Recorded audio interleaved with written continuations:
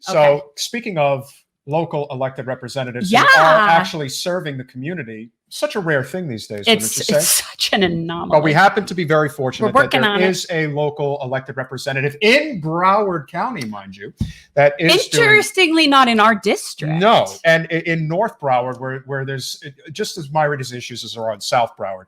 But he is definitely a trailblazer in his own right. He's going to have a lot to share with us, and very much looking forward to now bringing into the studio none other than Tamarac Commissioner Mike Gelin. Mike, welcome to the show, my friend. Thank you for having me. Good evening to both of you. Absolutely. Hi, how are you? It's nice to meet you. Nice to meet you as well. You guys have a great show, great chemistry, and I'm enjoying it. Oh, awesome. Good. See, that's why they want to come in early. They want to make sure they want to just watch. So we've never met. I mean, I hate to say, but I'm pretty exclusive about district. And when I mean I say that jokingly, but when you have only so many hours to campaign and time in a day, I really only prioritize people and municipalities. So anything that's north of Sunrise is basically I haven't had it. little vague for our understanding. And so it's not that I'm districtist. I'm open to other districts, but I really just didn't focus. So why don't you, how long have you been commissioner there? Why don't you pretend we've never met, because we've never met. Tell me a little bit about yourself. Well, before I do that, why don't I tell you how I met you? I saw your name on the ballot, and I said, who is this bold woman that's challenging the status quo?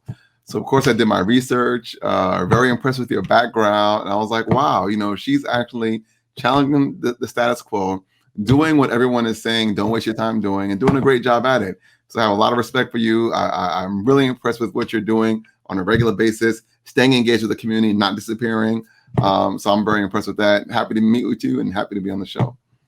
Thank you. That's so nice. And you know what? Where were you a year and a half ago? I could have really used some municipal love when we were getting blackballed and ghosted from everybody. I think Mike would be the first to tell you that you kind of have to go through it at least one time and get your butt kicked and just kind of learn. And I don't feel like that. I don't feel like that. But certainly there are not a lot of elected people that are willing to put their necks out, even though they would prefer a change. And even though they recognize a need, they're too scared to step out and do that. And you're not. So can you talk a little bit? Because obviously you see the same thing. You see it from the inside. You've got a lot of elected people.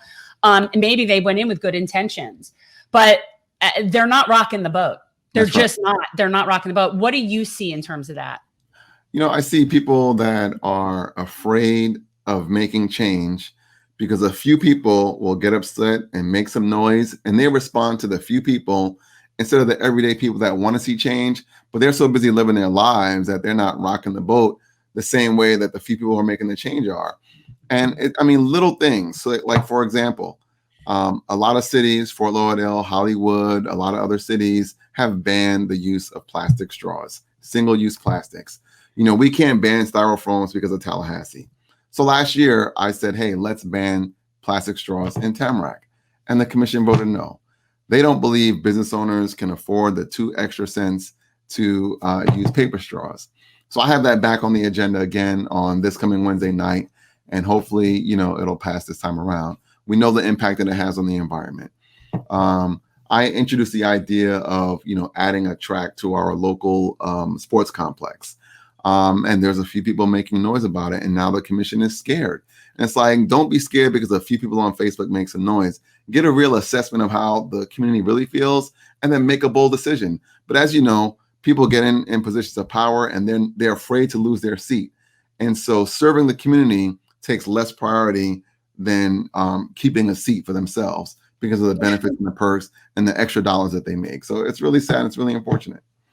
Yeah, we see that a lot. Yeah, the thing that I think can be fairly said is that there were a lot of people that we did meet on the campaign trail that were very much public of their support of our current representative, but there were also a lot of them that in private would say something completely different. Yeah. And that is just speaking to the entrenchment that this county has. I could give a list of people that publicly seem to like our representative, but I could tell you, I assure you they do not.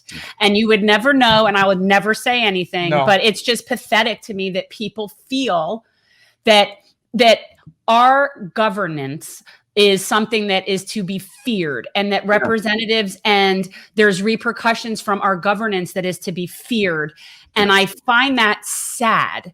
And it isn't so much that I think that they're cowardly. I mean, they are in a way, but I just completely disagree with their entire perception of the paradigm, because to me, our representatives are our employees, and they're insubordinate. Correct. We tolerate a lot from them, but it's like, why is this that people tolerate it and live in fear of them is beyond me. It is. And then there's also the belief that once someone holds a seat for 2, 3, or 4 terms, there's a perception that they own that seat now, and you're being disrespectful by even challenging them. Yep. Instead of embracing the fact that this is a democracy and we need new ideas and new people and new faces, and we should embrace the fact that someone's challenging a long-term incumbent. But it seems like that's not really embraced, especially. No, and I assure you that the word democracy is not correlated with democratic. Right. In terms of the party, because they pretended my race didn't exist. They ghosted us. Like, you would have never even known. We really got ghosted. So and the media plays a role in that. Oh yeah. They intentionally, and they knew how capable and how qualified you were, and they knew that if people knew that, it could have an impact on the election. So they absolutely ghosted you. Yeah. When they did I would say there were a couple of instances over the course of the campaign that really stood out. One of them, of course, was a screening interview that was not announced publicly. It was the only real official debate, if you want to call it that, between Jen and Debbie. And when it happened, they kept it very quiet. That was not a debate. It was whatever you would call it. It was the Sun Sentinel. Basically rolling out the red carpet for it was the Sun Sentinel interviews with the board, for the endorsement board, which I knew was ridiculous, and I told you was a ridiculous. And again, we're not going to call out anybody specifically, but I will say that one of the people who did the interview, if you had not known who that person was, you would think that they were a personal friend of the representative. No. Why do you say, if you didn't, you would think that they are friends? But there's supposed to be a level of professionalism that is supposed to exist. Can I please tell you, do not want it to exist. Old rich white people on the board, old rich white people in charge, and they're all friends. So that's what it was. That does matter. Sorry, but it's true. And have you seen the editorial board of the Sun Sentinel? I have. Okay. They've been hammering Tamarac. So as we've gotten more diverse, we've been an attack target for them. It's unfortunate. Yeah. Old habits die hard. The truth is they're really a substandard publication. It's interesting from a journalistic perspective. Now, I am someone who went to school for journalism, both undergrad and graduate school, mind you. So this is something that I do, I was trained in. Okay. Right. And so there was a point when I moved back to town here that I got a copy of the Sun Sentinel, and I sat there with a red pen and I went through like an editor and I edited it. I was so tempted to send it back to them and say, you are a swill rag. And this was not political in any mind, just the quality of the paper.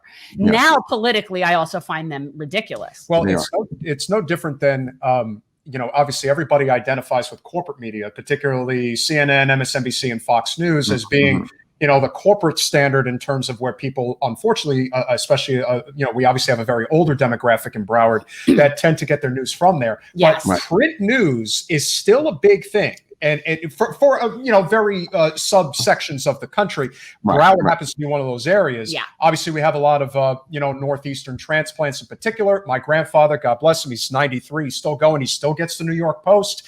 And obviously, a lot of people will read the Sun Sentinel. Now they read it online. Though, and in terms of publication, it's 150,000 subscribers now. To the layperson, that may sound like a lot. In the grand scheme of things, in terms of how many people actually read newspapers, it's probably not that big. But in terms of its impact on local elections, it still is pretty significant in many respects. Now, there are races where it does have an impact, races where it doesn't have an impact. So I think an important question to ask, Mike, would be, when you did run for office, we have a philosophy in terms of where are the most important places that you really need to get a base of support from. Jen is under the guise that the best place to really target is to go through labor. Would you subscribe to that? And do you feel that that's one or potentially multiple places? You make it sound like I'm all or nothing on labor. I didn't say that, but you say that's at the top. It is. I do. Yeah, no, I agree. I think labor is certainly one of the areas that you need to focus on. demonstrating support for the unions, getting their support, being on their endorsement cards. That's a huge deal. In the race that you were in, that's going to be tough, a tough sell, because again, people don't want to rock the boat. We got one to cross. We got one AFL-CIO local to cross, Dan Reynolds. We got the iron workers to cross and endorse. So we figured that the magic number is 3. Yes. We need 3 unions that are willing to step aside of Dan Reynolds. Now, Dan Reynolds is the problem. And even though he didn't endorse us, the person that I absolutely have to tip my hat to, who is just an amazing, independent-minded thinker, who unfortunately had his hands tied, is Jason Smith, the head of the firefighters union. He really has the right idea. I love firefighters. Well, there you go. And we saw your post recently. That was, you know what? But before we continue, what was that experience like working with the local firefighters? I mean, that must have been a trip and a half. It was. And so in 2014, I ran for mayor, and I didn't get the endorsement of police or fire. Lost that election. In 2018, I ran for the district. Oh, screen freeze. Firefighters endorsed my opponent. But when we were out there campaigning, we were talking, getting along. And even though my opponent was on their card, they were telling the voters to vote for me. And so, recently I did maybe 2-hour drill with the firefighters, Tamarac Fire and Broward Sheriff's Office. We got in the room with fire, and I really got the experience of what it's like to be a firefighter, how to assess the room, how to get people out. And they gave me a thermal camera to really see the temperatures. So, when you watch TV, you see firefighters run into a room. That doesn't happen. They're on their knees. And they're searching for bodies, and they're moving very deliberately and very planned. So it was a great experience. Certainly have a higher level of respect for firefighters, and I understand what their job entails. They're certainly very important. They're high-paid individuals, very skilled. Most of them, you have to be a paramedic these days, so they can perform life-saving items on people. And so it was a great experience. I loved it, and looking forward to doing a night ride with the firefighters as well. Ooh, I want to do a night ride with the firefighters. That sounds way fun. You know what would happen though? Like I'd end up getting on it would be something like horrible would happen. And then I would have nightmares, and then it would ruin everything for me. I think that the appreciation for a really strong labor movement is immensely important right now. One of the things that we are noticing, as we had mentioned previously before you came on, obviously DeSantis is going to do whatever he has to do in order to win. He is a take no prisoners, I'm open for business type of representative. Obviously, that's the dirty side of politics, but that's part of the kick ass and take names approach to politics that a lot of people like. Obviously, on the one hand, he puts out this legislation that adheres to this idea that big tech is overreaching. We completely agree with that. But what isn't getting talked about is the fact that he's now trying to cut off literally an entire quarter of unemployment benefits to basically get people back and working. And we all know, Mike, we know why he's doing this. This is completely political. They clearly got their job numbers. They're not looking good because people are not wanting to go back to menial paying jobs. I have a suggestion. What's that? Pay them more money. Yes. Yes. Now, now here's the funny thing, right? You read, listen to different news from NPR, Axios, Wall Street Journal, and they talk about the professionals who, because of the pandemic, they realized, they were paying too much attention to work and not having that work-life balance. And maybe they're thinking about different careers. So you have the folks in New York who were in Wall Street. Now they want to be in Miami. And so we talk about them in terms of wanting to have a better appreciation for life. But then when it's the low paid workers who are saying, you know what, I don't want to be on the front lines anymore. I want to get new skills and get a higher paying job. So maybe that's the reason why they're not going back to those jobs. But the media is selling it as because they're making so much money on unemployment, they don't want to go back to work. That's not the real story. They realize, some of them, that they're not being respected. And they watch friends die from COVID-19 being exposed. They don't want to return to those jobs, but they're not telling that story. Yeah, that's what I think. It's like they're wanting to paint it as these are lazy people that don't want to work. Yes. And really, it's not that at all. Yes. It's actually people realizing that they're tired of being cogs in a machine and living a life of rote, just going to work, barely scraping by and not being happy, and realizing that they've actually been happier not working. And it isn't because they're lazy. It's because they're not valued and appreciated where they work or being able to do what they want to do. That's right. And it's always, to me, such an impediment to any sort of like innovation and inspiration and things like that when people are forced in menial jobs just so that they cannot even afford to pay their bills. Yes. One of the best activists we obviously know have in Broward is Linda Joseph, who leads the charge for Fight for 15. Yes. You know, we were in Fort Lauderdale last week for the Fight for 15 rally for the McDonald's workers. Yes. Again, you know, we used to live in a country where people were simply chastised because they weren't working. Now we're living in a country, unbelievably, where people are being chastised because their job isn't good enough. I can't even fathom that that's possible.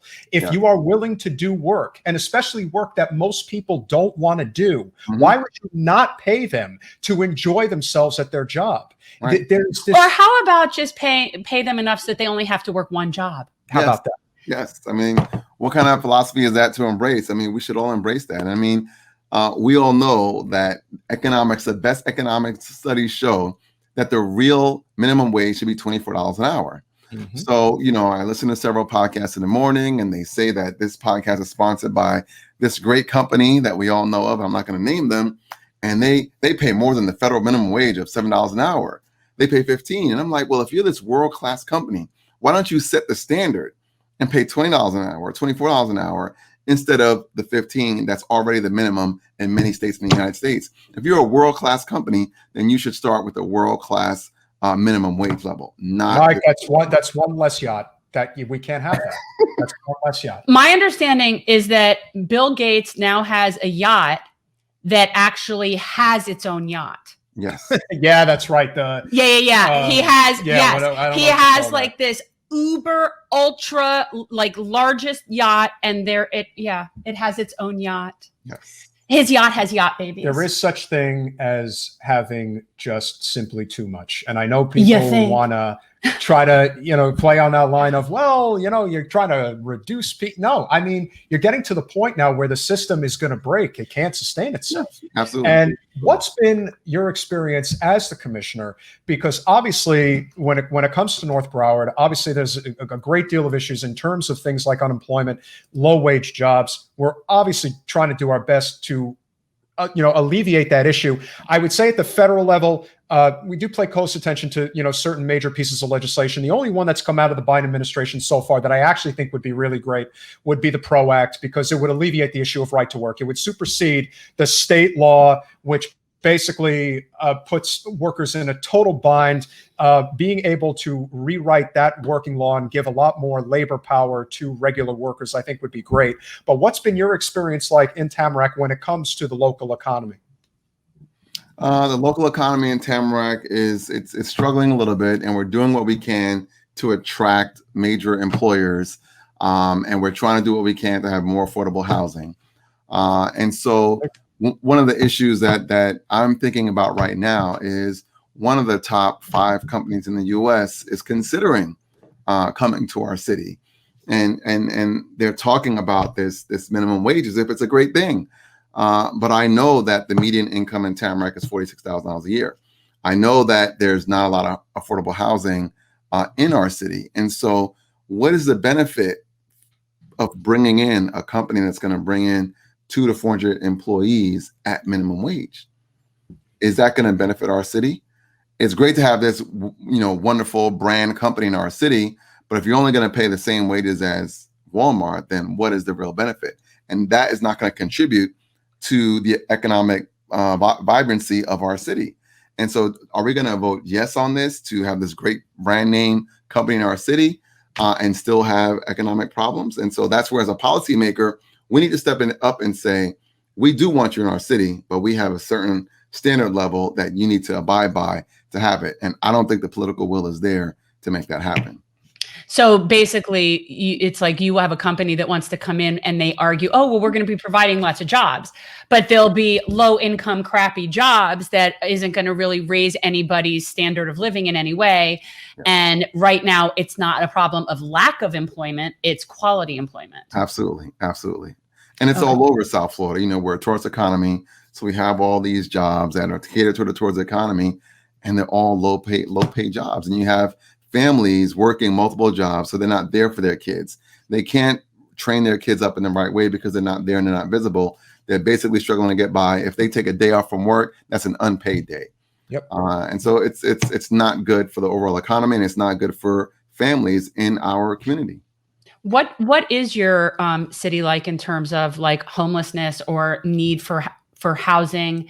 Or are you talking about increasing housing just to increase economic viability? Like what's the need for affordable housing look like there? So we do have somewhat of a homeless population. I don't know if some of that is Tamarac or it's other homeless people from other cities coming into Tamarac because we have more of a friendly environment. I'm being getting a lot of calls from residents complaining, and they want me to call the police. And I said, look, our police officers are not going to arrest people and punish them for being homeless. And so we've actually put together a task force to work with Broward County to come up with a solution for the homeless. The school that my son goes to, I talk to the principal on a regular basis. They have a homeless population within the school. And so they're working with churches and they work with the hotels to make sure they have a place to stay. But we're doing what we can to address those issues. It's very tough.